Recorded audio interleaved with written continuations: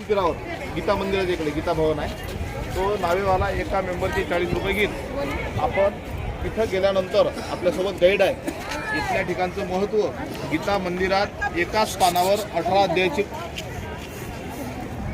गीता लिहिलेली आहे. त्याचा फोटो काढून घ्यायचा. तिथं कल्पवृक्ष आहे.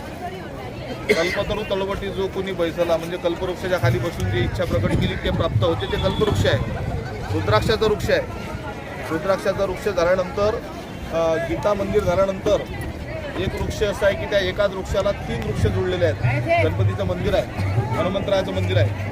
हे सर्व दर्शनं घेत जिथं रुद्राक्ष, स्फटिक माळ हे साहित्य मिळते त्या दुकानात तुम्हाला घेऊन जातील. तुम्हाला जे खरेदी करायचे ते करा. राईट 7 वाजता इथं गंगेची आरती होते.